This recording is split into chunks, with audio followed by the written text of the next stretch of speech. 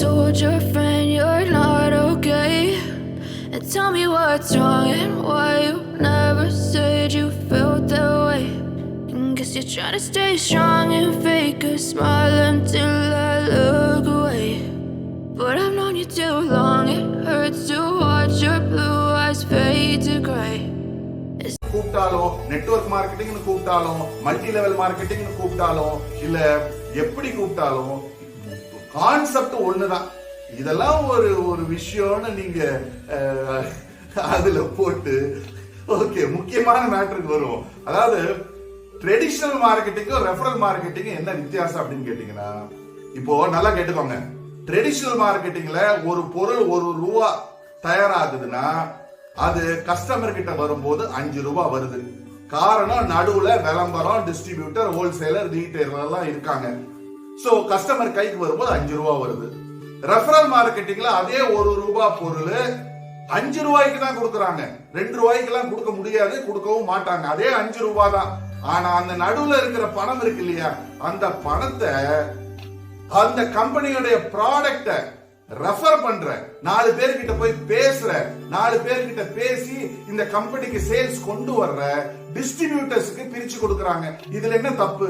இப்ப நீங்க சேனல் வச்சிருக்கீங்களே தம்பி, உங்க சேனல் என்ன எப்படி ப்ரமோட் ஆகுது? ஷேர் ஆகுது. உங்க சேனலை பாக்குறவங்க 4 பேருக்கு ஷேர் பண்றாங்க. அந்த ஷேரிங்க்கு பேரும் ரெஃபரல் தான்.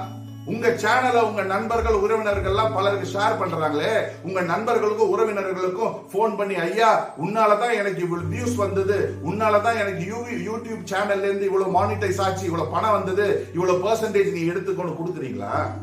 எல்லாத்தையும் தூக்கி பாக்கெட்ல போட்டுக்கிறீங்க இல்லையா? ஆனா ரெஃபரல் மார்க்கெட்டிங் கம்பெனிங்க விளம்பரத்துக்கும், டிஸ்ட்ரிபியூட்டருக்கும், ஹோல்சேலருக்கும், ரீட்டைலருக்கும் கொடுக்காம அவங்களுடைய கம்பெனி ப்ராடக்ட்ஸ் 4 பேர்கிட்ட போய் சொல்றதுனால, அந்த 4 சேல்ஸ் வர்றதுனால இந்த நடுவுல கொடுக்கிற பணத்தெல்லாம் டிஸ்ட்ரிபியூட்டருக்கு கொடுக்கறாங்க. இதுல என்னங்க தப்பு? இதுல என்ன குழப்பம்? எனக்கு ஒண்ணுமே புரியல. நல்லது செய்யறவங்களை ஏங்க எப்பவும் தப்பா நினைக்கிறீங்க? ஏங்க நெட்வொர்க் மார்க்கெட்டிங் தாங்க ஃபியூச்சர். நெட்வொர்க் மார்க்கெட்டிங் தாங்க இன்னைக்கு. அதாவது ஒரு வியாபாரம் ஆரம்பிக்கிறதுக்கு நிறைய காசு வேணும். காசு இல்லாம ஒரு வியாபாரத்தை ஆரம்பிக்கிறதுக்கு திறமையும் உழைப்பையுமே மனசுல வச்சுக்கிட்டு வாழ்க்கையில ஜெயிக்கணும்னு நினைக்கிறவங்களுக்கு, பணம் இல்லாம பணம் இருக்கிறவங்களுக்கு 1000 வழிகள் இருக்குங்க. நான் பணம் இருக்கிறவங்களை பத்தி பேசல. பணமே கையில இல்ல, வெறும் 5000, 10,000, 20,000 ரூபாய் தான் இருக்கு. ஆனா அவங்களுக்கு பெரிய பெரிய கனவுகள் இருக்கு. அந்த கனவுகளை நிறைவேற்றிக்கணும்னா நெட்வொர்க் மார்க்கெட்டிங் இண்டஸ்ட்ரியால மட்டும்தான் முடியும். இன்னைக்கு ரெஃபரல் இல்லைன்னா எதுவுமே கிடையாதுங்க. ஒரு சினிமா படம் ஓடுதுன்னா எப்படி ஓடுது?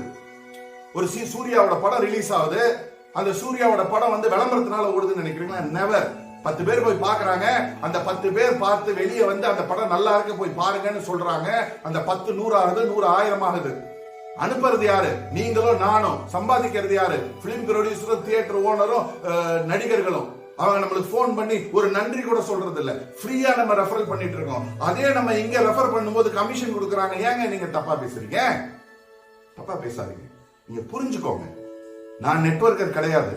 ஆனா நெட்வொர்க்கிங்க பத்தி இன் அண்ட் அவுட் எனக்கு தெரியும். நெட்வொர்க்கை பத்தி நான் ஃபியூச்சரை எப்படி இருக்கும்னு நான் ஸ்டடி பண்ணிக்கிட்டு இருக்கேன். நான் PhD பண்ணிட்டு இருக்கேன். சீக்கிரம் நெட்வொர்க் மார்க்கெட்டிங்ல டாக்டரேட் வாங்குவேன். அப்புறம் நான் உங்ககிட்ட பேசுறேன். நன்றி, வணக்கம்.